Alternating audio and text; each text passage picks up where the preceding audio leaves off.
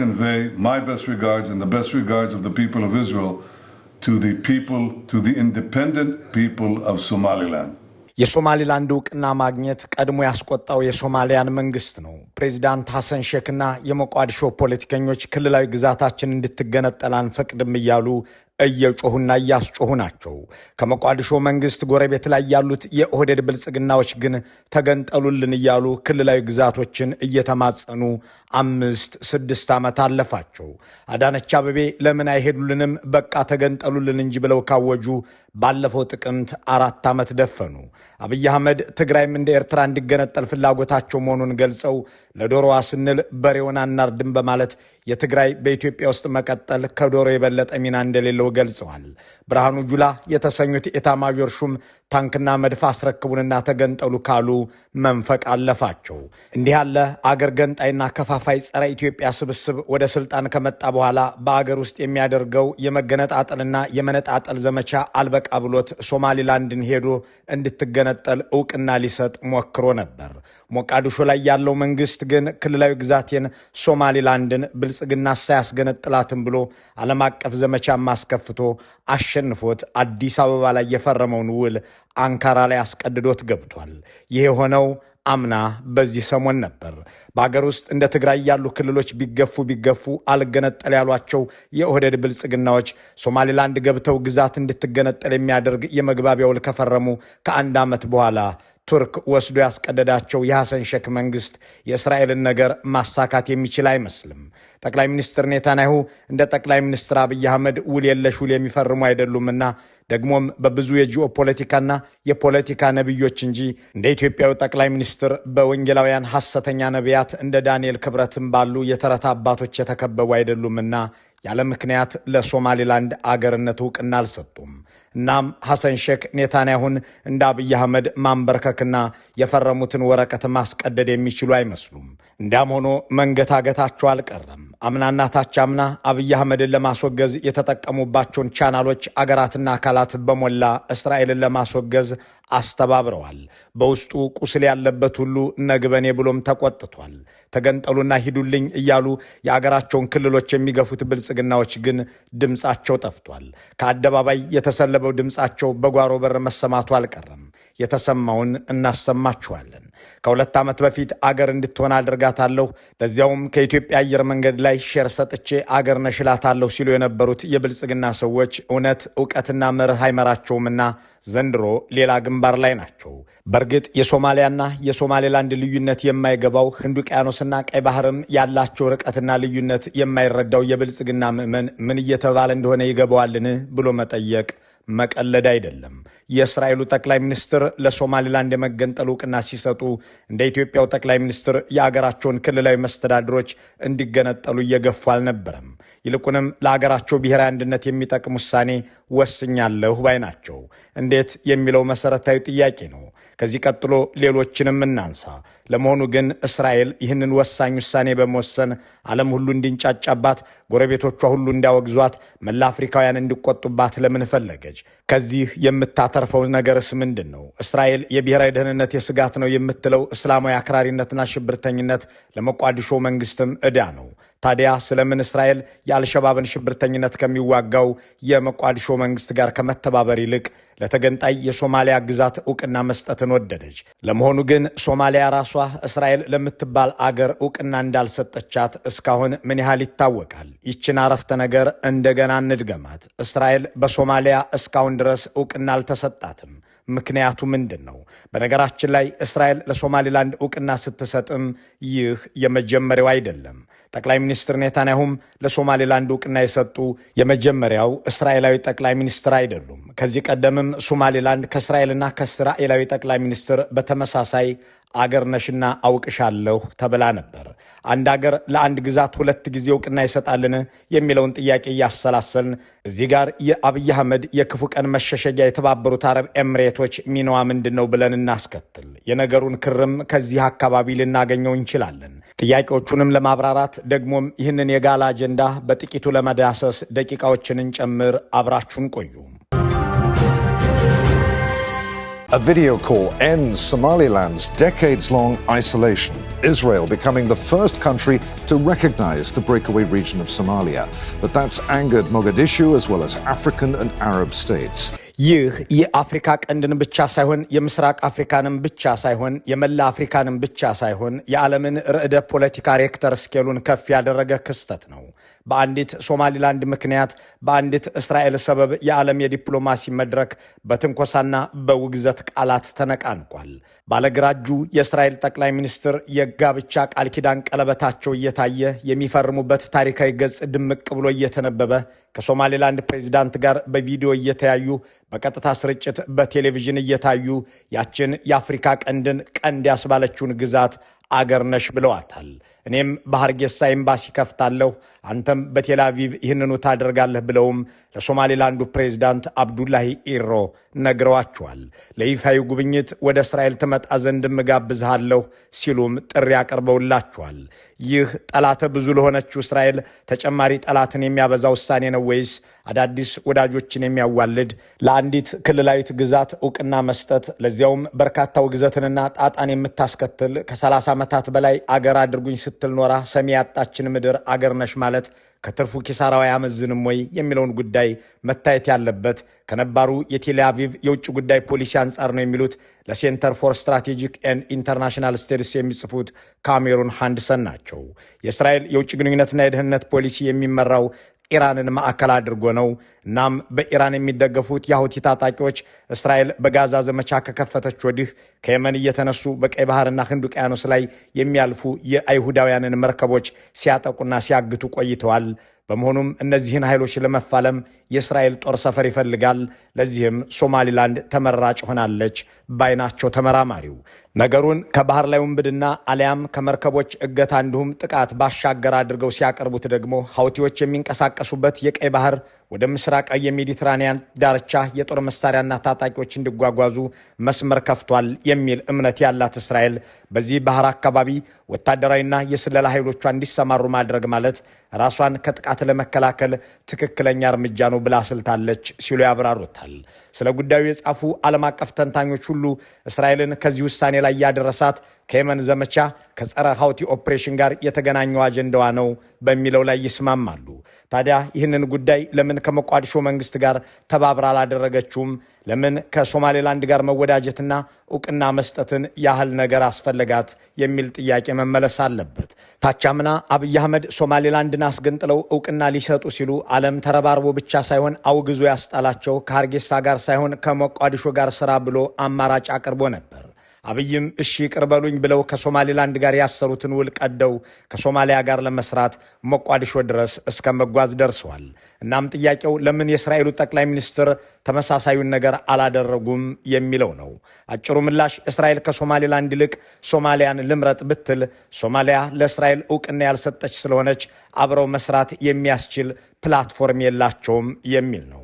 የ77 ዓመቷ እስራኤል በ65 ዓመቷ ሶማሊያ የአገርነት ዕውቅና አልተሰጣትም። እስራኤል ግን ሶማሊያ በ1960ዎቹ ከቅኝ ግዛት ስትላቀቅ ዕውቅና ሰጥታታለች። ሶማሊያ አሻፈረኝ ብላ የፍልስጤም ሙስሊሞችን መሬት የነጠቀች ሰፋሪ ናት ብላ የአፓርታይድ ስርዓትን በጋዛና ዌስት ባንክ ህዝብ ላይ ያነበረች ወራሪ ነችም ብላ ለእስራኤል እስከዛሬ ድረስ ዕውቅና አልሰጠቻትም።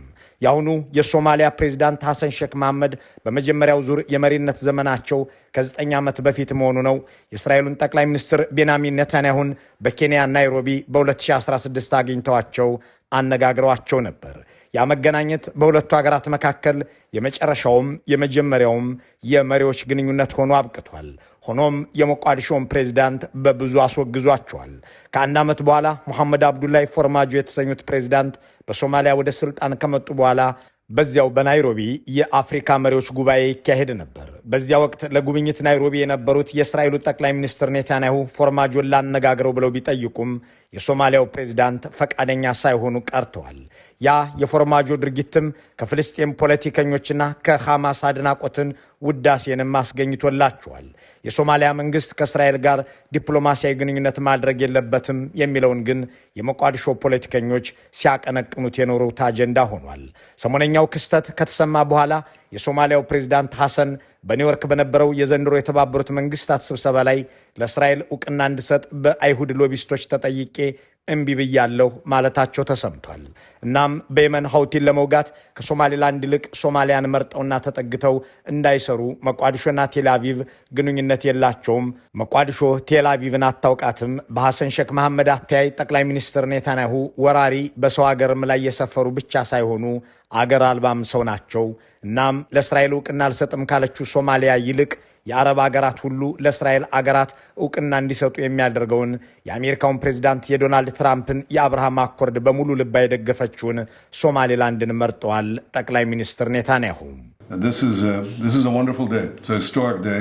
And of course, I'll communicate to President Trump your willingness and desire to join the Abraham Accords. ጠቅላይ ሚኒስትር ኔታንያሁ ለትራምፕ እነግርልሃለሁ እያሉ ለሶማሊላንዱ ፕሬዝዳንት ሎቢስት ሆነው እንደሚሰሩም ጭምር ቃል የሚገቡላቸው አብርሃም አኮርድን ለመቀላቀል ያሳዩትን ፍላጎትና ለዚህ የስምምነት ማዕቀፍ ሶማሊላንድ ያላትን ድጋፍ ነው። አብርሃም አኮርድ በዶናልድ ትራምፕ የቀደመ የፕሬዝዳንትነት ዘመን የተቀረጸ አረቦችንና እስራኤልን ለማስማማት የተነደፈ የአረብ አገራት ሁሉ እስራኤል አገር ነች ብለው ዕውቅና እንዲሰጡ የሚያግባባ የዲፕሎማሲ ውል ነው። ይህንን ውል ከአረብ ሊግ አባላት መካከል የተባበሩት አረብ ኤምሬቶች፣ ሞሮኮ፣ ሱዳንና ባህሬን ፈርመውታል። እንደ ሶማሊያ ያሉ የሊጉ አባላት ግን ይህንን አልተቀበሉትም፣ አልገቡበትም። የእስራኤሉ ጠቅላይ ሚኒስትር ከመሬት ተነስተው ምክንያት ሳይኖራቸው ደግሞም ለአገራቸው ይጠቅማል የሚሉትን አንዳች የተጠና ዓላማ ሳይዙ ለሶማሌላንድ ዕውቅና አልሰጡም የሚለውን ከያዝን ይህ ሁሉ ከመከናወኑ በፊት ምን ተሰራ የሚለውን እንጠይቅ።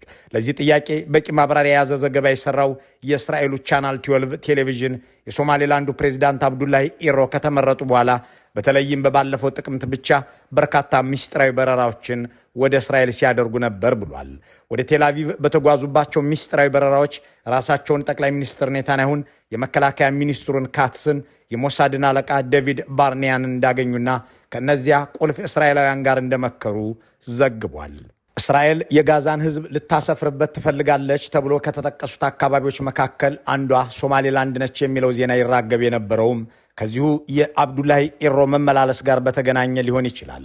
የሆነው ሆኖ የተጠናና የተሰላ ጥቅም ለማስከበር ብለው ደግሞም አንቺ ካላወቅሽኝ እኔም አላውቅሽም ብለው ሞቃዲሾን ትተው ሀርጌሳን የያዙት ኔታንያሁ ለሶማሌላንድ ዕውቅና በመስጠት የመጀመሪያው የእስራኤል ጠቅላይ ሚኒስትር አይደሉም።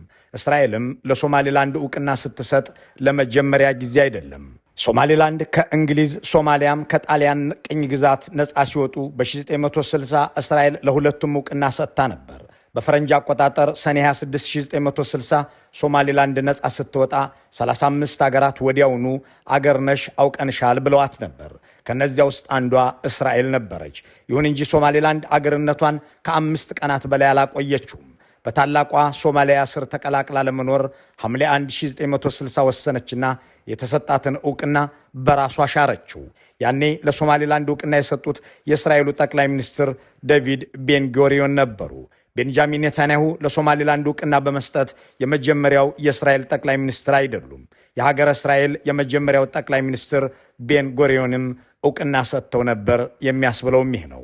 ለዚያም ይመስላል ውግዘት የበዛባቸው የእስራኤሉ የውጭ ጉዳይ ሚኒስትር ጌዲዮን ሳር ሶማሊላንድ ዕውቅና ሲሰጣት አሁን የመጀመሪያው አይደለም፣ ራሳችንን አናታል ሲሉ የተደመጡት። ከዚህ ሁሉ ጀርባ የሚነሳው ድምጿን አጥፍታ የጠፋቸው የተባበሩት አረብ ኤምሬትስ ነች።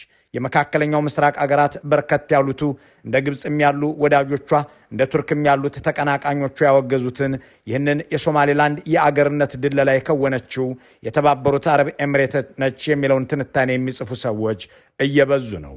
ቢቢሲ በጉዳዩ ላይ ባስነበበው የባለሙያዎች አስተያየት ቴልአቪቭ የወሰደችው እርምጃ በአቡዳቢ የሚደገፍ መሆኑን ይጠቅስና ይህ ውሳኔ አቋሟ ነው ይላል። የመሐመድ ቢን ዛይድ አገር በሶማሊያ የውስጥ ፖለቲካ የጠለቀ እጇን ያስገባችው እንደ ሶማሌላንድና ፑንትላንድ ባሉ ክልላዊ መስተዳድሮች መሆኑ ታውቆ ያደረ ጉዳይ ነው። በሶማሌላንድ በርበራ ወደብም ላይ ዲፒ ወርልድን እንዲያለማ ያስገባችው ከዓመታት በፊት ነው።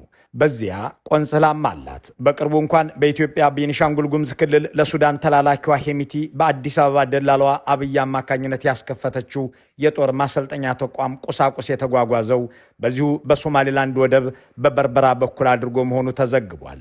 እናም የአብርሃም አኮርድን የፈረመችው ከነሳውዲ ጋር እልህ ተጋብታ ቀይ ባህርንና ኤደን ባህረ ሰላጤን የመቆጣጠር ፍላጎቷ እያየለ ለመጣው የተባበሩት አረብ ኤምሬቶች የእስራኤል ውሳኔ የለፋችበት እንኳን ባይሆን የምትመኘው ነው ተብሎለታል። የሶማሊላንዱ ፕሬዝዳንትም ወደ ውጭ ሀገር ደጋግሞ የሚመላለሱት ወደ ተባበሩት አረብ ኤምሬቶች ነው። የአሁኑ ፕሬዝዳንት ኢሮም በተመረጡ በጥቂት ጊዜያት በረው የሄዱት አቡዳቢና ዱባይ ነው። First of all, I'm grateful to the United Arab Emirates and also grateful to the DP World for investing in Berbera port. በሶማሊያና ሶማሌላንድ ውስጥ ጉዳይ ካላቸው ሀገራት መካከል በእስራኤል ውሳኔ አንዳች አስተያየት ያልሰጠችው የተባበሩት አረብ ኤምሬቶች ጉዳዩን ከጀርባም ከውነዋለች የሚለውን በርካቶች እየተስማሙበት ነው። ብልጽግናም የአለቃውን የመሐመድ ቢን ዛይድን ፈለግ ተከትሎ በዝምታ ተውጧል። ይሁን እንጂ ለነ ኢቲቪና ፋና ይህንን የእስራኤልን የእውቅና ጉዳይ እንዳትዘግቡት ብሎ መመሪያ ሰጥቷል። ምክንያት አድርጎ ያቀረበውም በቱርክ አፈራራሚነት በአንካራ የፈረምኩት ውል ይህንን አስተያየት እንድናገር አይፈቅድም የሚለውን መሆኑ ተሰምቷል። እስራኤል ለሶማሊላንድ እውቅና ስትሰጥ ኢቲቪ ዘገባ አይሰራም የሚል አንቀጽ በየትኛው የአንካራ ስምምነት ክፍል ላይ እንዳለ ባይገልጽም እንዳይዘግቡ ግን አግዷል። ባለስልጣኖቹም በዚህ ጉዳይ ላይ ምንም እንዳይጽፉ መመሪያ አስተላልፏል። ተጣድፈው ስለ ጉዳዩ የጻፉ እንደ ብርሃኑ ሌንጂሶ ያሉ የብልጽግና ችኩሎች ቀንድ ነክሰው በመገኘታቸው ጽሑፋቸውን ከ10 ደቂቃ በኋላ አንስተዋል። አብይ አህመድ በቱርክ አስፈራሚነት አንካራ ላይ በ10ሩም ጣታቸው የፈረሙት ስምምነት የሶማሊያን ግዛታዊ አንድነትና ሉዓላዊነት አከብራለሁ ብለው በመሆኑ ጉዳያቸው መርህ ተከል ከሆነ አሁንም ቢሆን የአገራትን መበታተን የሚፈቅደውን የእስራኤልን ውሳኔ መቃወም ይሆን ነበር። ይሁን እንጂ የራሳቸውን ክልላዊ ግዛቶች ሂዱልኝ፣ ተገንጠሉልኝ ሲሉና ሲያስብሉ የሚውሉ መሪ የጎረቤት ሀገር አንድነት ይቆረቁራቸዋል ተብሎ አይጠበቅም። ይልቁንም በቃ እንደ ሶማሌላንድ ሂዱልኝ ሊሉ ይችላሉ። ወይም ከሶማሌላንድ ተምራችሁ ተገንጠሉልኝ እያሉም የሚገነጠሉ የኢትዮጵያ ክልላዊ ግዛቶች ካገኙ እውቅና ሰጪ ሀገር በራሳቸው ጥረትና ወጪ ሊያፈላልጉ ይችላሉ። የብልጽግና ገዢዎች ኢትዮጵያን ለማፍረስ ከዚህ የላቀ ብዙ አድርገዋልና ይህ እጅግ ትንሹም ነገር ሊሆን ይችላል። የትኩረት ማዕከል በሆነችው ሶማሌላንድ ላይ የኢትዮጵያ መንግስታት ባለፉት 60 ዓመታት ምን አይነት አቋም ያዙ፣ ወደፊትስ ምን ቢሆን ይሻላል የሚለውን ጉዳይ በቀጣይ ዝግጅቶቻችን ለመመልከት ያልተቆረጠ ቀጠሮ እየያዝን መልካሙን ሁሉ በመመኘት በዚሁ እንሰናበታለን።